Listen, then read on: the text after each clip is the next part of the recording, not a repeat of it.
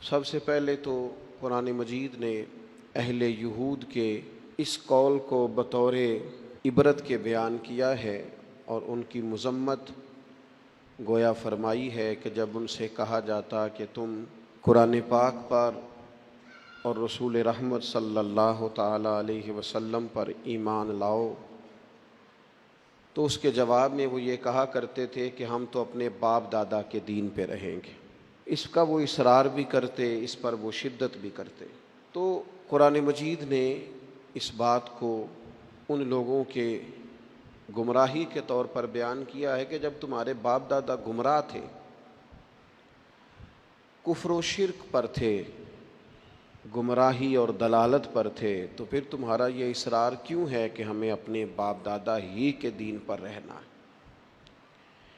اگر کسی کے بزرگ، کسی کے باپ دادا، کسی کے بڑے گمراہی پر ہوں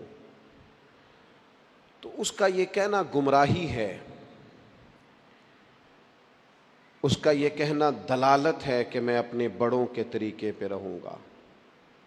لیکن اگر کسی کے باپ دادا ہدایت پر ہوں، توحید پر ہوں، ان کے عقیدے مضبوط ہوں، وہ شریعت کے پورے پاسدان ہوں، بیدار مغز ہوں، تو پھر یہ کہنا کہ میں اپنے بڑوں کے طریقے پہ ہوں، یہ گمراہی نہیں ہوتا، یہ اعزاز ہوتا ہے۔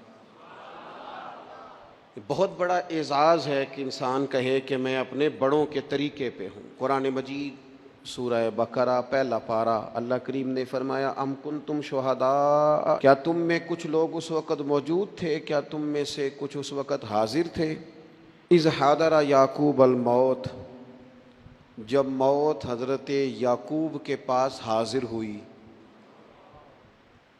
اذ حضر، جب حاضر ہوئی، موت آئی جناب یعقوب علیہ السلام پر، اذ قال لبنیہ، تو انہوں نے اپنے بیٹوں سے فرمایا ما تعبدون من بعدی، میرے بعد کس کی عبادت کرو گے؟ تو جواب تو اس کا یہ تھا کہ ہم اللہ تعالیٰ کی عبادت کریں گے، ہم رب العالمین کی عبادت کریں گے، ہم اپنے مالک حقیقی کی عبادت کریں گے۔ لیکن حضرت یعقوب کے بیٹوں نے کیا جواب دیا؟ قرآن مجید کہتا ہے قالوا نعبد الہک، ہم آپ کے معبود کی عبادت کریں گے۔ وہ جو آپ کا معبود ہے نا، جس کی آپ عبادت کرتے رہے، ہم اس کی عبادت کریں گے۔ وَإِلَٰهَ آبَائِكَ، اور وہ جو آپ کے باپ دادا کا رب ہے نا، آپ کے رب کی عبادت کریں گے، اور جو آپ کے باپ دادا کا، آباء و اجداد کا رب ہے، اس رب کی ہم عبادت کریں گے۔ کون باپ دادا؟ ابراہیم و اسماعیل و اسحاق، ہم جناب اسماعیل کے رب کی عبادت کریں گے، جناب اسحاق کے رب کی عبادت کریں گے، ہم حضرت اسماعیل علیہ السلام کے رب کی عبادت کریں گے، آپ کے رب کی عبادت کریں گے، آپ کے آباء و اجداد کے رب کی عبادت کریں گے۔ اور آباء و اجداد کون ہیں؟ جناب ابراہیم، جناب اسماعیل، جناب اسحاق۔ اب جا کے کہا الہ واحد، ان کا معبود ایک ہی معبود ہے، ان سب نبیوں کے معبود ہم اس رب کی عبادت کریں گے جو آپ کا رب ہے، آپ کے آباء و اجداد کا رب ہے، ابراہیم و اسماعیل و اسحاق کا رب ہے۔ اگر کسی شخص کے بڑے گمراہ ہوں اور پھر وہ ان کا ذکر کرے کہ میں اپنے بڑوں کے طریقے پہ ہوں، تو یہ اس کا ذکر گمراہی ہے۔ لیکن اگر کسی کے بڑے ہدایت یافتہ ہوں، ہدایت کا منارہ نور ہوں، ان کی زندگیاں مشعل راہ ہوں، ان کے نقوش قدم بڑے تابناک ہوں، تو پھر تو اسے سر اٹھا کے بات کرنی چاہیے، پھر تو اس شخص کو اعزاز سے بولنا چاہیے۔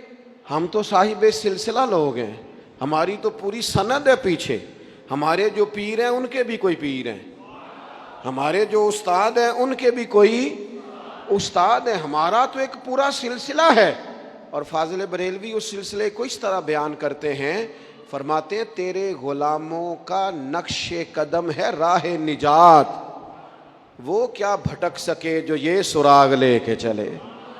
کہنے لگے ہمارے پاس تو حضور کے غلاموں کا نقش قدم ہے۔